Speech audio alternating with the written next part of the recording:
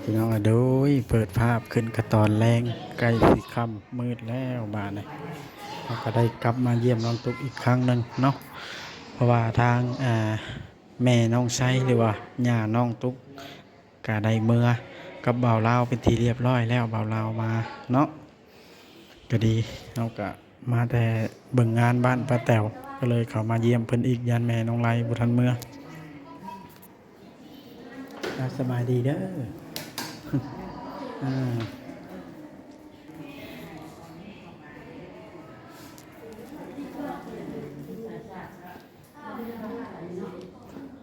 เป็นอะไรเมื่อแล้วบ่แม่นะสบาย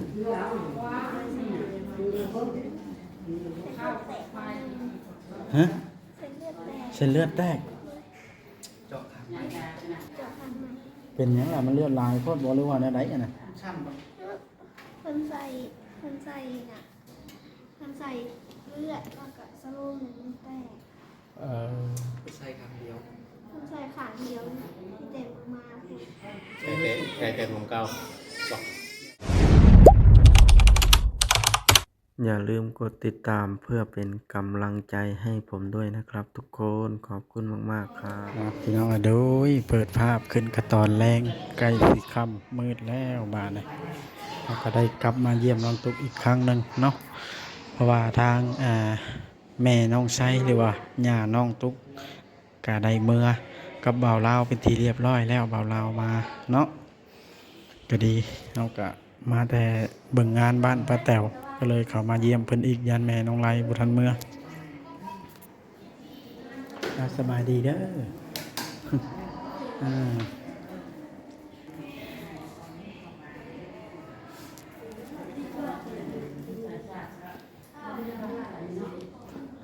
เป็นอะไรเมื่อแล้วบ่แม่นะสบาย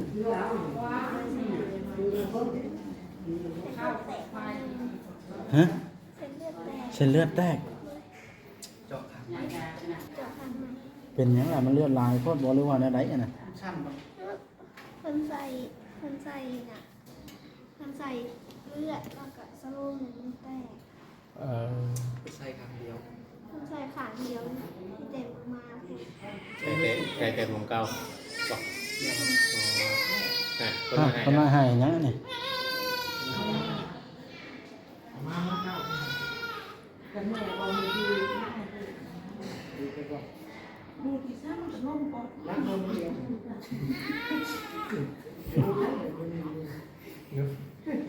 ม่แน่ดูปวดเท้าบ่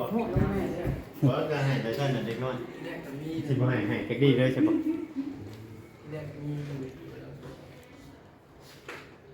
เพราะมันกับบัดมาไหนนุ่มกันมันยังบ่ทันได้อันมาเหิงเนาะ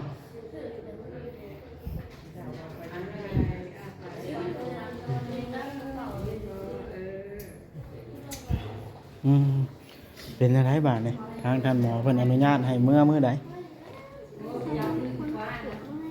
ถ้าพาคนกวดแมลงทางคนตรวจมะเร็งเนี่ยเพิ่นว่าเดือดเพิ่นยังไม่ได้ว่าสิต้องเข้าอีกหรือว่าไงเพิ่นก็มีแต่ถามไปใส่ช่องทงบ่กลัวเพิ่นมีเลือดแต่ช่องทงกันไม่ใช่ใส่แต่ช่องทง3ทั้งถุงวันนี้เนาะก็ถือว่าให้เพิ่นตรวจเบิ่งอีกก่อนว่ามันยังมีเปอร์เซ็นต์เลือดมันสมบูรณ์บ่คือคือ9%แหละได้มูทางเลือดเอา9%นั่นได้เมื่อลุงเอาได้เพิ่น20%แล้วลุงขึ้นได้นั่นแหละเอาตามถามเบิ่งเนาะ15ยังแบบลุงบ่ได้แต่ว่า20แล้วกินยาแบบลุงนี่ครับปานนั้น 13% นึงให้เจ้าอยากเมื่อวานนี่เนาะไม่ซั่นละเมื่อทิ่มกัน13%มีแต่ว่าใช่ไหมทั้งน้องทุกให้ขอบคุณทั้งเมย์เพิ่นผู้เพิ่นออกเล่นเดือดให้เมื่อเช้านี้เนาะแม่นยังบ่ได้เพิ่นขอบคุณแม่โอ้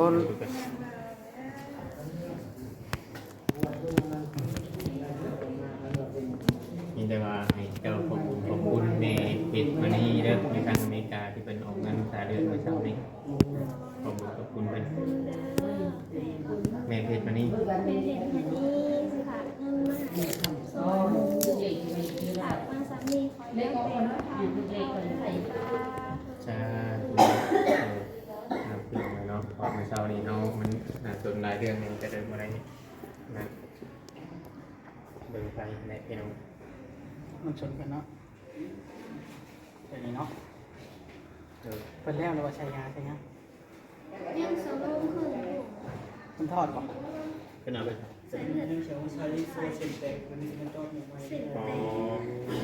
แตก ไม่ใช่ อื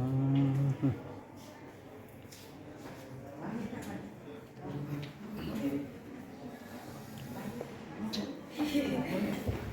แม่อุ้มลูกอันคนน้อยนั่งไปได้นี่คือบอกอันนั่งอยู่ ยังอีก อ่า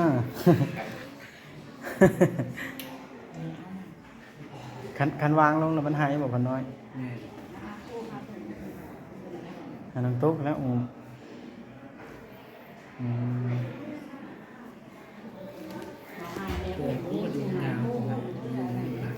ต้อง มันบริกินนมแต่ว่า ต้องสั่ง ไปนั่งอยู่พระเจ้านะนั่งใกล้เมียเจ้าก่อนสิทาย2 คนเลยนี่เออ กินข้าวกินน้ำเลยบอก ผสมของเรา จะเป็นได้สุดคนน้อย มีหลายแล้วว่าสุดคนน้อย เป็นชื่อเป็นทั้งหมอ อันนี้เลย มีแต่เขา รัฐพยาบาลลาวมีแต่รวมงามเนาะ เรียน แม่นบ่ รวมชื่อมาแล้ว อืม เป็นให้เป็นชื่ออันที่ว่าแนวเจาะ อ่าเพราะว่าเงินค่าใช้จ่ายไว้ใช้ในนี่กับเบาเล่าวมอบให้ทางพ่อน้องตุ๊กแล้วแม่นบ่ โดยเป็นให้ไม่ใช่การนี้ แค่นี้อยู่บ้านพุทธ เพราะว่าน้องกับบ่ค่อยพูดเลยเพราะว่าน้องบ่ได้รู้น้องเพิ่นนี่ อืม ถ้าผู้ใหญ่ก็ว่ากันเป็นน้อง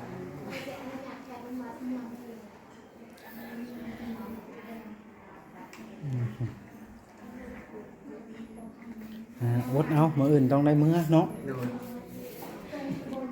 น้องตุ๊กก็อุ้มเป็นแล้วเด้คนน้อย ผู้อยู่บ้านถามลูกเลยเรื่องกินหอดหลานเราชายโทรมาหา เพิ่นเมื่อแต่โดนละแม่เจ้า โดยตอนเกิดแล้ว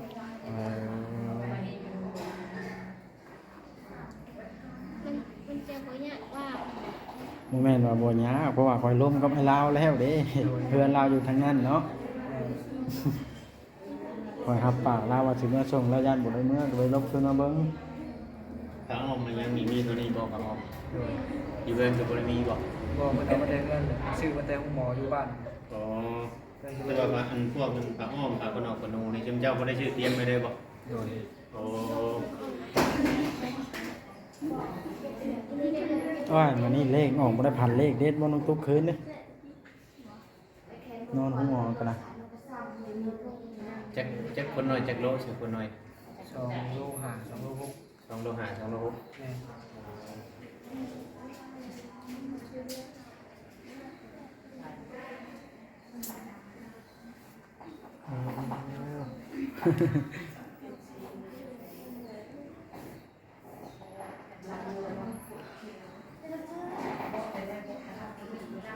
เป็นอะไรบ่เวียงเดี๋ยวเฮาค่ำแล้วเด้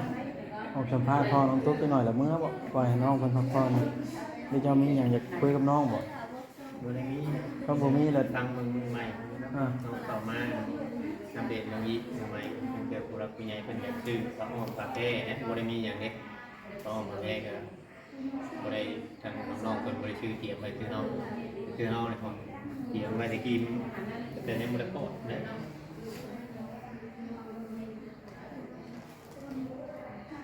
เป็นเครื่องนุ่งของถือกับน้องพุ่นละเมื่อเฮือนเมื่อซานพุ่นละจังว่ากันเนาะ ว่ากันไหม เป็นทางซะก่อนแต่ว่าเรื่องเลือดเรื่องหยังก็รอผลตรวจมาแรกเนาะกันว่ากวดออกมาได้เรื่องแล้ว ยังรุ่นอยู่คำคนว่าถ้าตรวจเลยประมาณ20%เนี่ยเมื่อพักพื้นอยู่บ้านยังเนาะ โดย เมื่อบำรุงมีแต่ว่าทำมันยังบ่พอยังบ่พอยังก็เอาจังคอยว่ากันไหมหรือว่าจะคิดเพิ่มอีกอ่ะ แม่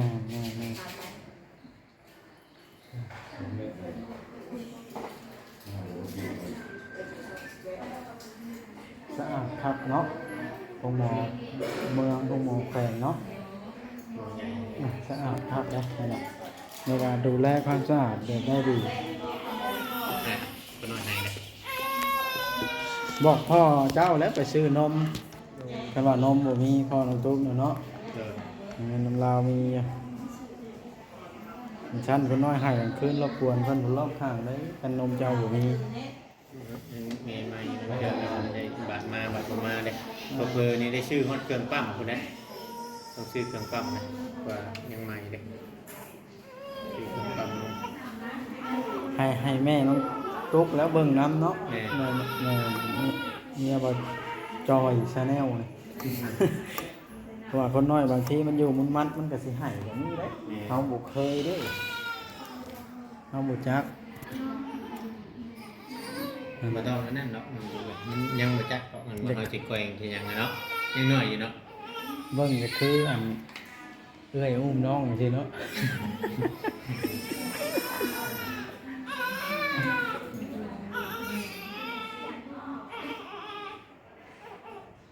ไปเอาไปบอกแม่เพิ่นมาเอาน้ำไปในจุกสิชุดลายแล้วนี่เพิ่นขอออกไปหาแม่เพิ่นก่อนเด้อมาแล้วแม่แต่คนน้อยให้เราเพิ่นบ่จักแนวเฮ็ดแล้วหั่น อันนี้เฮาเอิ้นบอกแม่น้องตุ๊กแล้วพี่น้องเอ้ยจังหวะนี้แล้วลองเบิ่งมันก็ได้สิอยู่นำไปชุดลงขึ้นแล้วได้อฮะ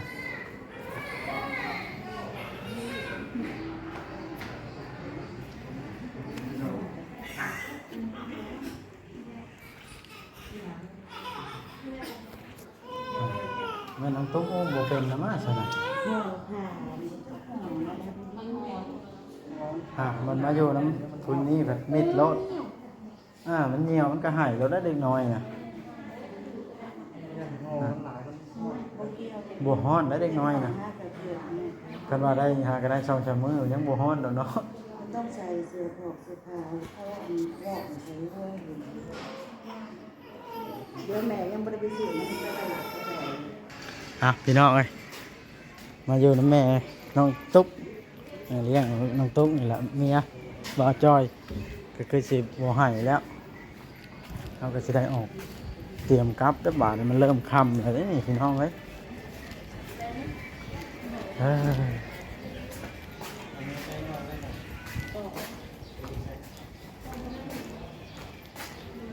ทางใดแล้วบ่าวจอยซะแนวนะ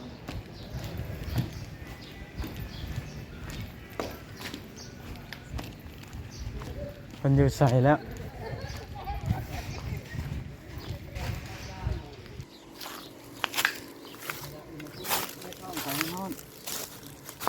เดี๋ยวนี้มาเจ้าไปยังส่วนน้ำพึ่งในห้องเขาให้ห้อนได้ตุในท้องนะจะไปตรงช่วงชลิดเขาแล้ว พากันไปไหนพุทธ มันเป็นคลองไง คลองบอก เนาะจังเพิ่นใช้หนีเบิดอะไรจะหู้หรือเปล่า ได้เบิร์ดเดอบอกสักเน่ได้แบบนี้นะ แล้วสินะ เคลียร์กันเจ้าก็ไปนั่งฟังน้ำกันบอก ใช้หนีเรียบร้อยแล้วนี่ เจ้าก็ฟังน้ำกันได้ว่านี่คือว่าจบแล้วบัดไม่ได้ถามยังแล้วบัด เดี๋ยวมียังข้างคา นี่แต่ว่าสิ่งที่มันใหม่มันยังเลยเขาจังคอยว่ากันเนาะที่ว่ายังอยู่นี้บัดนี้นะว่าจังคนทำเมื่อเนี่ยถามนี่บ่ได้ได้บัด บ่ได้เนี่ยเว้าเลยเด้ ฮะ เนี่ยเพิ่นก็เว้าเลยเด้คันว่าใช้เบิดแล้วเพิ่นว่าคันว่ายังเมื่อออกจากหมองเมื่อยังสิว่ามินี่แหละผู้ใดว่ามินี่แหละผู้นั้นใช้ ก็เราเอาคักแล้วเนาะ ให้ผู้นั้นรับเพิ่นว่า เงินเป็นอันให้อันพอได้ค่าหนี้นะบ่คือจะไหน ยังอยู่ล้านหนึงเพิ่นว่าเอาไว้พากันใช้จ่าย เป็นมอบให้แพ้เป็นคนถือให้เจ้าบอกดีแล้วดีแล้ว เดี๋ยวเอาลมบอกหวานๆเนาะ เอาให้ไว้ใช้จ่ายเนี่ยจำเป็นเนาะเพื่อเป็นเอิ้น เนี่ย มันเดินไป เพ เอา ราะว่านั่น นี่ คือบัตรชุมเฮาบ่อยู่ได้ใช่ นั่นแหละ บัตรชุมเฮาอยู่สมมุติว่ามีทางผู้รักผู้ใหญ่เพิ่นสดช่วยมากอ่ะเพิ่นเอิ้นมากก็เฮาก็ไปแบบนี้ได้มีแต่ว่าตอนนี้น่ะ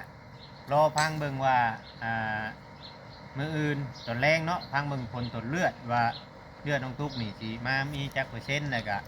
สรุปว่าสิได้ใช้อีกบ่หรือบ่ได้ใช้อีกเพราะยังเดือดถุงหนึงที่ยังบ่ครบ โดย ถ้าว่าเลือดยังบ่ฮอด20%นี่เพิ่นสิให้ใช้อีก เพราะว่าได้ยินนั่นทางผัวแล้วว่าเขามากวดเช้านี่นะนังเหลือ5%บ่พอหั่นนะ โอ้มันน่าสิพอแล้วซะเนาะ จ้ะ เอาเข้า2ถุงเนาะ สองถุงใหญ่ๆหนึง เพิ่นต้องการอีก5%เด้ โอ้ แล้วทางเบิ่งแล้วมันถ้าเพียงพอแล้วแฮงดีเนาะ คำพอแล้วก็บ่ได้ใช้แต่ก็คำว่าผู้รับผู้ใหญ่เพิ่นฝากเงินมาก็มีแต่ว่าเฮาไว้ชื่อผ้าอ้อมเป้ปกมายังไงได้เรายังบ่ได้มีหยังเด้ผ้าคนนอกคนนูก็บ่ได้มีได้ใบตุ่มเล็กน้อยมีหยัง โดย เครื่องหนึงน้อยว่าง่ายๆซะ ยังบ่มีหยังเลย ยังบ่มีเขาเจ้าบ่ได้ชื่อไว้คือเฮาเด้ปล่อยชื่อไว้ก็แต่ลูกยังอยู่ในท้องไง ว่าเนาะ อันนี้เลยเพราะว่าเพิ่นบ่ได้คลำเลยบางคนเนี่ยเพิ่นสิคลำถ้าลูกยังบ่ออกมา บ่ก็ลำดอกไปแฮง ถือว่าเป็นข่าวดีเด้อนี่ อืม ใช่นี่แล้วเวลาเนาะมาเอิ้นมีแต่ว่ามาแล้วมาหับมื้อแล้วกันอันตรวจเลือดแล้วเนาะคันแบบว่าบ่ได้เติมเลือดอีก แม่นถ้าว่า การสนให้ออกเนาะ เติมก็มีแต่ว่าพากันมารับมื้อว่าหมอเพิ่นให้ออกเฮาก็ ต้องถามหมออีกทีหนึง มีไปถามหมอ แม่น มีแต่อันเจ้าก็มีแต่แนะนำเมียเด้ให้อุ้มน้ำซุปเรายังบ่จักเป็น โอ้ยโอ้มเพันให้โลดเนาะกินนี่ แม่นเด็กน้อยเด้ อ่ะบอกว่าสิได้จบคลิปก่อนพี่น้องเลยเฮ้ยก็ถือว่าเป็นข่าวดีเขาก็ดีใจแล้วที่ได้ที่ได้ซอยน้องตุ๊กในครั้งนี้ถือว่าเป็นบุญร่วมกันนั่นเลยพี่น้องก็บอกว่าน้องบอกว่าเลยก็ยังมีอยู่งบคือบอกว่าเราเลย2 ล้านไว้ใส่เลือดแต่ว่ารอพังผลมาอื่นถ้าเกิดว่าหมอขวดแล้วว่าเปอร์เซ็นต์มันผ่านก็คือว่ามันเพียงพอแล้วเขาก็สิได้เก็บเงินส่วนนี้ไว้ให้น้องตุ๊กหรือว่าซื้อเครื่องซื้อของเวลาเมื่อที่จำเป็นมันยังหลายอะไรอย่างอยู่พี่น้องเลยรู้สึกว่าดีใจเป็นเงินแม่อเมริกาบอกว่าได้ว่าออนไลน์คลิปแหละตรงนี้เนาะบอกว่าก็เป็นยังจังบอกค่าใช้จ่ายฟุ่มเฟือยเพราะว่าน้องตุ๊กนี่มันเฮาเป็นผู้ดูแลตั้งแต่เพิ่นคลอดที่เฮาละเอาไว้เงินแม่ส่วนนี้เอาไว้ใช้ส่วนที่จำเป็นที่สุดนะบอกว่าเลยพังเบิ่งเงินหลายทางครับเพียงพอแล้วนะพี่น้องเนาะเพราะว่าบอกว่าเคยเจอแล้วช่วงที่บ่มีคือเมื่อวานนี่จับใส่บ่ได้จับเลยเฮาได้อยู่มีกันได้เฮาก็ได้จกเคาะไปเบิดหั่นนะเฮ็ดสิว่าได้ล่ะพี่น้องเอ้ยเรื่องนี้ก็ได้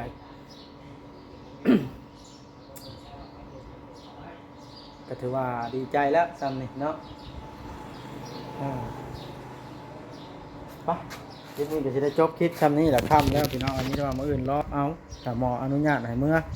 บ่ได้เติมเลือดเติมยาแต่มีแต่สิเมื่อแหละทีมงานเพิ่นก็สัมภาษณ์บ่าวจ้อยซาแนลโอ้ยโมแมนพ่อจ้อยน้องตุ๊กเนาะ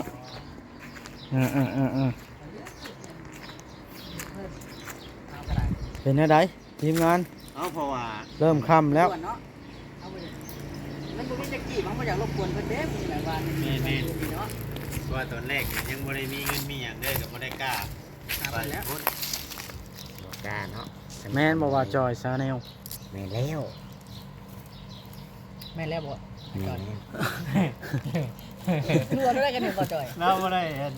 นั่นเลยได้ที่เพิ่นก็สงสารอยู่บ่ได้คิดหยังหลายก็ตั้งพอจอยเพิ่นนี่มีแต่ว่าให้กำลังใจให้แหละบางเทื่อบางทีว่าเว้าบ่ได้ได้คะแนนเจ้าเบิ่งลูกเบิ่งหยังเลยแต่ว่าเพิ่นมีน้ำจิตน้ำใจเอาให้กลัวเฮาเจ้าไปเฮ็ดงานก็มีเคยมีอยู่หลายผู้หลายแต่ เนาะ เดี๋ยวมันถึกใจเพิ่นเนาะ แม่นเขาต้องปิดใจตื่นใจเอฟซีแท้ เป็นอะไรพอจอยลูกคลอดวิทย์แล้วสิเมื่อปากเซเลยบ่บ่านี่หรือว่าเผาลูกแข็งแห้งก่อน โลคันเดือนนี้ยังสิไล่ประมาณ2 เดือน 3 เดือนเราจะไป จังกล้าว่าจะหาเวียกเฮ็ดเนาะ คันจะเว้าแนวนั้นล่ะให้ลูกมาอยู่กรรมอยู่เพื่อนเขาเลยมันจะง่ายสะดวกเจ้ามาเยี่ยม พูดแล้วเนาะว่าจะมาอยู่เพื่อนเขาเห็นไหม เราเนี่ยตัดสินใจแล้วเขาก็ล้มกับเราแล้วเรื่องนี้ว่าจะเอามาอยู่เพื่อนเขาเองเพราะว่าเราก็อยู่เราสิมาอยู่เพื่อนรองนี่เราก็สิมุนมัดนี่ อยู่บ่ได้ เนาะ นนฮัดอะไร เจ้าก็ต้องไปอยู่เพื่อนลูกพุ่นมันก็สิง่าย อย่างเพื่อนข้าเจ้านะมันหลายคนจักอันใดลุงเอาเขาเนาะ แม่น แกเอาน้ำในกันเนาะ น้ำกับเจ้ากับลูกเคยนี่แหละแกคนเอาก็ลูกเคยก็พ่อเราอีแหน่สิบ่ให้เฮ็ดหยังจักดีผู้เป็นพ่อเนาะเราเฮงอันนั้นน่ะเนาะ เพราะว่าอยู่กรรมนะเพิ่นบ่ได้ให้อยู่แบบนั้นได้ชื่อท่าไปอันอยู่ก็ได้อยู่ให้ฮ้อนแห้งก็บ่ให้ฮ้อนแห้งเพราะว่าเพิ่นบ่ได้ให้อยู่ เพิ่นน่ะสิบ่อยู่กรรมข่อยถามนะแต่ว่าเจ้าสิตัดสินใจแนวได้เรื่องนี่ข่อยว่าในทางนี้ดีละกินน้ำร้อนไปน้ำชักยาพ่นเมืองไปน้ำหั่นแหล้ว เฮาก็มีการฉีดฉีดยาน้ำแล้วกินน้ำร้อนอย่างไปน้ำคือบ้านเฮาผู้เฒ่าผู้แก่เพิ่นพาเฮ็ดนั่นแหละ ขนาดเฮาพาออกแท้ๆนะบ่เพียงเฮายังอยู่จักกะยาสิเบิดกับจักกะลึกเฮามานอน10มื้อพาออกแท้ๆเฮาเงินยังเฮาเมียเฮายังจะอยู่กับ มันอยู่ว่าพังความ จะได้ แพ แข็ง ทย์ แรง หมอ เนาะ ก็ได้ แม่น เนาะบ่าวจอย มีเงินมีคำมาเลยเนาะ แม่นบ่บ่าวจอยนี่ว่าแล้วนั่นล่ะไปแต่เฮาก็ได้ ไป มื้อมันค่ำแล้วมื้ออื่นยังมารับเอา อื่นยังมาใหม่เนาะ อ่า จะได้ ปล่อยเพิ่นเงินน้ำลาก็มีเป็นล้านพุ่นนี่เด้ออยู่ช่วยกิน ทาง เดี๋ยวยมซื้อยา มาใหม่เด้อเด้อมือยังสิมาใหม่ไหนติดจังไดก็คอยปรึกษากันอีกเทื่อนึงเนาะเพราะว่าเฮาออกจากห้องหมอนี่ก็เพิ่นสิเอาค่าใช้จ่ายซำใดจังไดก็คอยว่ากันเพิ่นสิเอาไปต้องคือทางเรานี่ก็ฟังFC แล้วบ่ได้คิดว่าจะเมื่อหยังหรอกนอกจากจุมเฮานี่แหละว่าง่ายๆซะเมื่อส่งมาเอาเมื่อเอามาก็ตามผู้รักผู้ใหญ่เพิ่นบอกนี่แหละบ่ได้ว่าหยังหรอกแต่มื้ออื่นกันแยกกันไหม ก็สิมาพาเมื่อจากเมื่อกันวันนั้นท่านหมอก็ยืนยันความปลอดภัยเฮาก็บ่กล้าพาเมื่ออีกนะ ต้องเป็นห่วงเอาความปลอดภัยไว้ก่อน เอาจบทำนี่เด้อหอยเด้อ โดย สบายดีสบายดี สบายดี